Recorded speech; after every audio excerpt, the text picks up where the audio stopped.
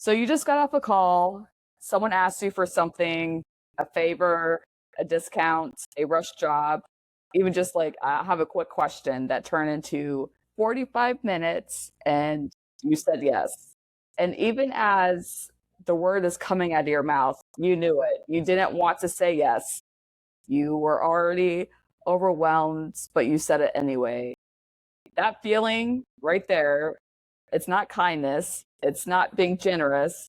That's people pleasing. And it might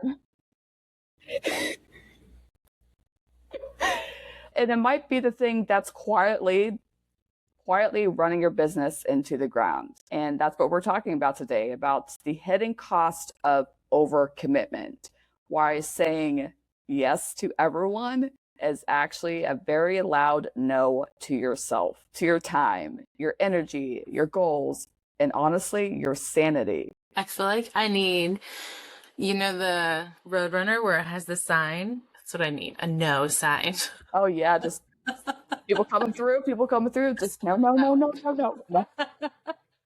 If you're a solopreneur or creative business owner who has a hard time saying no, because we've all been there a lot, and who maybe ties your worth into how available and helpful you are, this is going to be for you. So there's going to be 3 things that we're covering today. How to recognize when people pleasing is actually driving your business decisions, what it's costing you that you haven't put a number on yet, and practical ways to start pulling back without blowing up your relationships. Now, before we get into it, I want you to think of this one question so that you can reflect on this. Where in your business right now are you saying yes when you want to say no? And what's it actually costing you? You can now follow us on LinkedIn at Entrepreneur Encounter.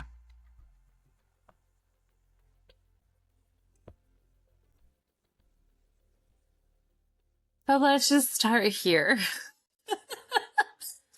And I'm saying this in full transparency of recognizing in the last few weeks that I've also been people pleasing more than I should have been. People pleasing in business looks different than it does in personal life. It's subtle. It's a little sneakier because it's not always obvious. It doesn't always feel like a weakness. It's like, oh, well, I'm growing my business. I'm making relationships. I'm doing something productive.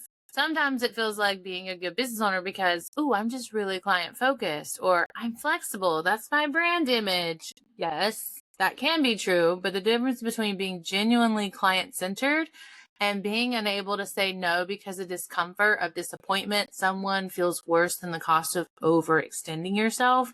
That's a hard line that we should not be crossing. And I am talking to myself just as much as I am talking to you, my dear listeners.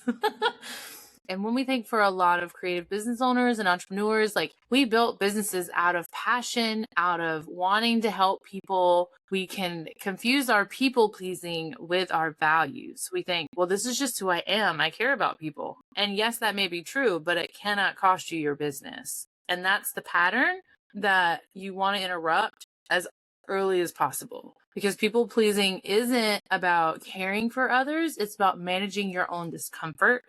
And when you say yes to avoid an awkward situation or conversation, that's not generosity, that's self-protection, but then it ends up being self-sabotage. And that one's going to land differently for a lot of people. There's no cookie cutter way to handle that one. I know it landed differently for me. When I first heard it framed that way, it was very eye-opening and something I have been working on a lot over the years. And I still find myself somewhat sliding back into it from time to time, which is why I'm here today. Because I always thought I was just being selfless or just accommodating. But each time I slide back, I realize I'm saying yes because I can't stand the idea of someone being disappointed in me or the things that I offer. And that's not about them. That's about me. That realization is actually where the work starts, because once you see it that way, you really can't unsee it. And it is easier to get out of that mindset, but it can occasionally pull you back in. So let's talk about what this looks like in real business scenarios, because I think we all have that abstract understanding of, oh, I'm a people pleaser. But it doesn't help unless you get hyper specific. So these could be, you have a project rate, a client pushes back, you immediately start internally justifying why maybe you could do it for less, or maybe even pro bono, not because the work changed, because they seem unhappy or that seems unbearable, or you just want to make a good impression in the hopes of XYZ. Or another idea or scenario is you have a timeline. A client asks if it can move faster. You know you can't without sacrificing quality or your boundaries of weekend time off or not working past a certain time frame. But if you say yes anyway, and then spend the next 3 days resenting the project and them, that's not just client focus, that is people pleasing. Another one would be someone in your network asks you for a favor. You have no margin, but they're a potential referral source. This one's probably the closest to home. Or they've helped you before, so you feel guilty saying no. So you squeeze it in, you stay up later, and never quite catch up. And the thing about all of those examples is none of them feel like people pleasing in the moment. They feel like strategies. They feel like relationship maintenance. They feel like responsibility. And that's why it's so hard to catch until probably afterwards when you do realize you're resenting them or you're staying up late and you're exhausted the next day. This happens a lot. And like, especially in the beginning of your business, because you're trying to network, you're trying to build your business and all those things. I remember maybe like the second year into my business, when I was going to networking events, I was doing this collaboration with somebody that became way too much. They were asking way too much of me. And it took a while for me to be like, nope, I don't want to do this anymore. And they were trying to get me to do certain things that I would have people pay for. And I had to cut ties. Unfortunately, like it took a lot of guts in me. Like I had to trust myself and figure out a way, like, this is not working. And setting those boundaries, yes, it can be hard, but you gotta kind of nip it in the butt before it gets too bad. I think leading into something that's costing you, and I may have talked about it on the podcast before, I genuinely don't know, but I know it was talked about in my co-working space last year. I had a longtime client when I started as a virtual assistant who hired me fresh out. You know, we grew together basically. Landed them from a cold email pitch, and it was wonderful. And we grew. I went from virtual assisting to Pinterest management for them, and like we literally grew together. And I was bringing traffic to their website, but long story short, there wasn't a conversion. And they even sent me referrals to other jobs. Like it was a wonderful, mutually beneficial relationship. But over time, with my process changes and with another client that we were both kind of tied to, I sent out these questionnaires they were doing a big rebrand. I was like, I need this all in one page. This is the process. It has to be followed for it to be done correctly and optimally and all the things. So it was a timeline thing. It was a boundary thing. It was a communication thing. It ended up being a lot of things. And I did several follow-ups all through written. I spoke with the executive director. I spoke with them directly. I put us all on the same email thread.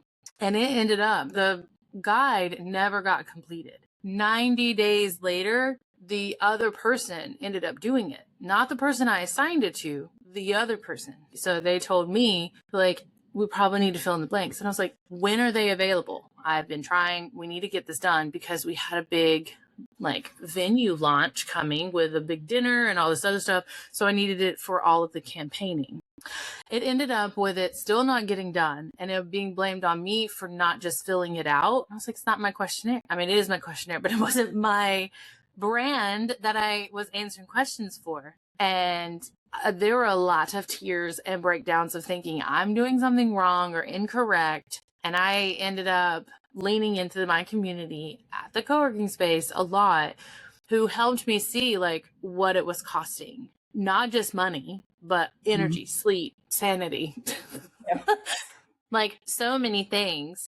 And I ended up writing an email and just saying effective immediately, like, this is not working, and outlined the things. It's like, I was made aware of the changes last minute, like a beginning of December.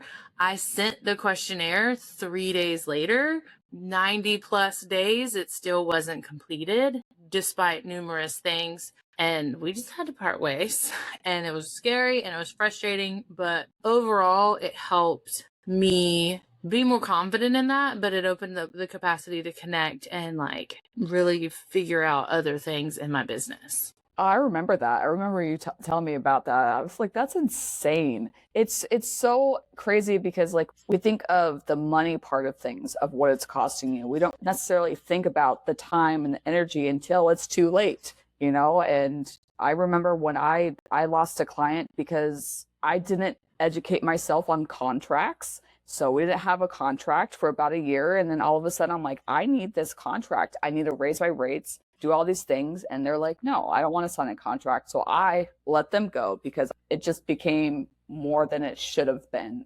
So you got to figure out a way to, you know, rework things so that it doesn't destroy you. Yes, it's going to suck. You're going to have to let go of clients and you're going to lose that money. But now you have more time, more energy so that you're able to reach out to other people and hopefully get the people that you want in your space that you work with. I think that is one of the most underrated costs. And I mean, even I was kind of blind to it because I was just too close to the situation.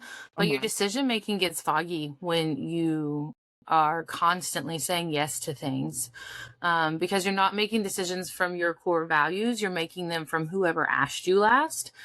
And honestly, it's a little uncomfortable, but it's an identity cost of like, you know, we talk about imposter syndrome. That's something that's come up. And I think when your default is yes, eventually you stop knowing exactly who you are, what you can do, what you like to do, and what you actually want, what your actual capacity is, and what your priorities are, because you've outsourced all of those things to other people's needs. You become reactive instead of intentional.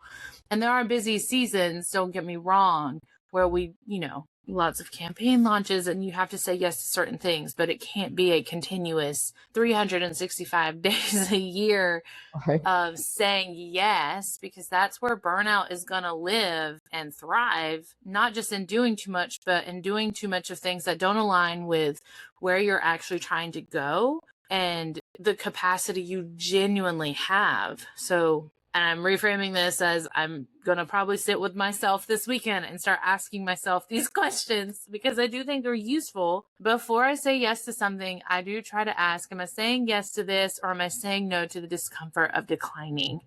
And I'm going to have to look at a lot of the projects that are under my belt right now and figure out which ones I'm saying yes to and for what reasons.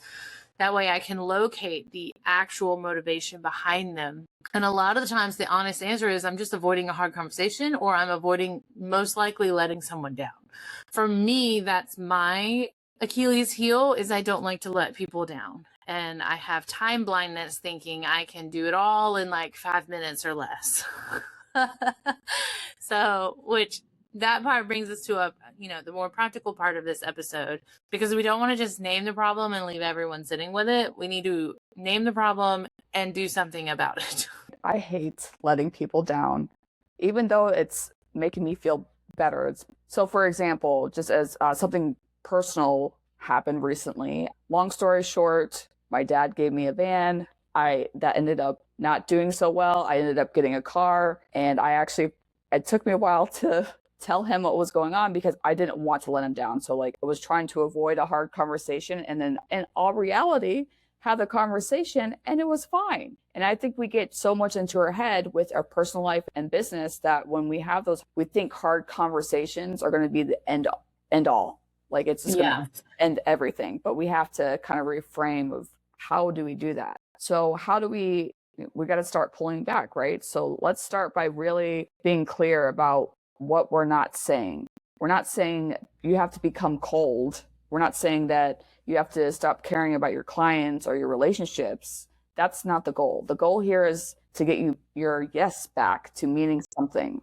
So right now, if you're saying yes to everything, your yes doesn't carry any weight, not to others and not to yourself. So how do you start rebuilding that? Step one, this sounds simple, but it's not. You have to stop answering in real time. So many people, especially people pleasing people, happens because we're asking something in the moment, on a call, in a DM, in a conversation, and we feel pressured to respond immediately. And when we do that, we're responding from what's the discomfort. You might have anxiety for that having those conversations. We say yes before we've had a second to check in with ourselves. So one thing that you can do is pause and say something as simple as, let me check my schedule and get back to you tomorrow. That one sentence is going to buy you time to make an actual decision instead of a fear-based one.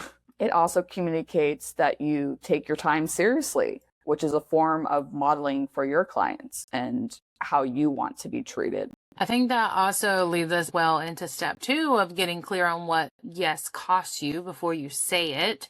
If you're pausing long enough to look at your calendar, your capacity and your project management, checking in with your team, you're able to practically see what you're saying yes to, not just, oh, this is a great project, but everything else is, related to it. So whenever you're considering saying yes to something, whether it's a new project, a favor, a scope expansion in your services, really try to articulate the actual cost, because we always immediately think of money, but we have to factor in how much time it's going to take, how much of your energy it's going to need, your focus. What do you have to move or sacrifice to make this happen? Because most of the time when we say yes impulsively, we haven't done that math. I know I don't do that math, or I haven't done that math, but when you do it, taking time to do that math doesn't mean you're saying no. You can still actually say yes to that. Sometimes it's worth it to move something around or shift or take on a little bit, but at least you're making a real decision and not just saying yes in the moment because, oh, it's exciting, or you were distracted and not paying attention to what was actually being asked of you. Step 3, get a phrase you actually feel comfortable saying. So I think a lot of people pleasers know that they should just flat out say no. No is a complete sentence, but they don't know how. I don't like saying no. I'm a long-winded person, and you'll get a no and a whole bunch of stuff after it, depending on what it is. And the vague idea of setting a boundary doesn't help us people pleasers when you're on a call with an important client. So let's give some actual language and identify your go-to phrases. So for me, what I've been trying to implement more often is, that's not something I'm able to take on right now, but I appreciate you thinking of me. It helps me to stop over-explaining, but it also gives me the satisfaction of I didn't just say a hard no. Right. Or I want to give this the attention it deserves. Let me look at my capacity and follow up with you, which also buys time. And there's also that falls outside of what we agreed for this project. I'd love to talk about what adding that would look like, which is great when scope creeps, especially when you're writing out that contract and you lay out what is going on with the work that you're doing. And then someone says, hey, I want you to work on this. Let's talk about it. So notice none of these are rude. None of them are going to burn a relationship. They're clear. And we like to talk about clear communication, right? So you have to be clear. Brings up the fear, because I think the reason people pleasers can't say no is that they really believe that saying no will cost them the relationship. And the reframe there is, a clear no now protects the relationship long term. Resentment, burnout, half-hearted work, that's going to damage the relationships. A clear boundary doesn't. In fact, I'd argue that the clients in relationships that can't handle a respectful no were never really stable to begin with. We're never, really shouldn't be working with you. If they can't respect you and your boundaries, that's a good sign. You let go of that without actually diving into all that work. A good client relationship can absorb a no. A fragile one couldn't have survived long anyway. Step 4, practice saying no somewhere low stakes first. You don't have to start with your biggest client. You can start small. You can unsubscribe to an email that you no longer read, a networking event that drains you, even a group chat that is not serving you anymore. You want to build that muscle, because no is a skill. It doesn't come naturally when you've been saying yes all the time in business and your personal life. And the more you do it, the more you realize the world doesn't fall apart. It doesn't. I like the idea of saying no to an email list you no longer read. Could I, how much time I will have back by not sorting these emails Yeah. No, for for sure. having my any tool or a like virtual assistant sort the emails that I subscribe to newsletters, then I no longer read them. That one small decision, big impact. Yeah. Okay. I want to end on something a little bit deeper because I think you can give all the tactical scripts in the world, and if they haven't shifted something internally, it doesn't stick. We all know that. We've all been through that experience in one way or another. And like identity piece is very important. I think a lot of us people pleasers, and I say this again with full compassion because I have lived this and sometimes still live this, And me have too. a belief underneath all of it that says, I am valuable because I am useful to people. Like it's ingrained in my DNA growing up the way that I did to serve others. And as long as that's the belief running the show, the tactics are fighting upstream. You're going nowhere fast because every time you say no, you're threatening the foundation of your own self-worth. And so the shift is from I am valuable because I help to I am valuable, period. Nothing else needs to come from that. Again, I'm not going to pretend that that's an easy swap. This is something I am still educating myself on. It's not an easy swap. For a lot of us, that belief is deeply wired from childhood, from where we were rewarded from the years of running a business where helping felt like the whole point. But the business you actually want to build, that sustainable one, the one that doesn't burn you out, the one that allows you that time freedom to spend with your kids or other family members or to travel, to, you know, have that coveted 20-hour or less work week. Like it requires a version of you who doesn't need to earn the place in every single room, who shows up because they chose to, not because someone needed them to or they compelled you to do so. And that's the version worth building towards. Oh, I love that. Like, you know, I want to show up because I want to show up, not because you need me to. Like the word being confident in yourself, obviously that's been thrown around all the time. But I believe that when we're talking about saying I am valuable, like we know that. We don't have to give a reason. And yes, that's hard to just say it like that because you always want to say because. No, get rid of that. Stop saying that to myself. Okay. Saying that to myself. So the 3 things that we covered today, people pleasing in business isn't about caring for others. It's about managing your own discomfort. Once you see that, you can start making real choices instead of fear-based ones. The cost of overcommitment isn't just time. It's resentment, foggy decision-making, and slowly losing touch in your own instincts and direction.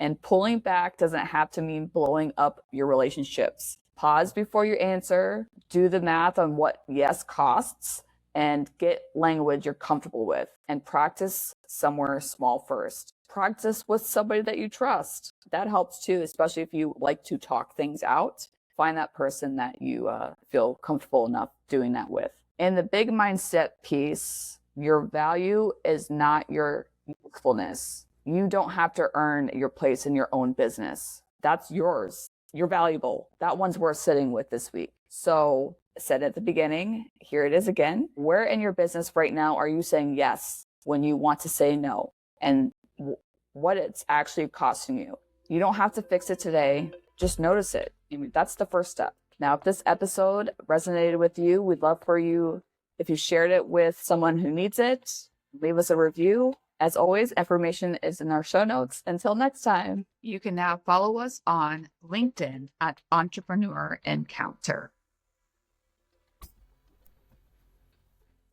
Thanks for spending time with us today. If something in this episode gave you a fresh perspective, share it with a friend or send us a DM. We love hearing how these conversations land with you.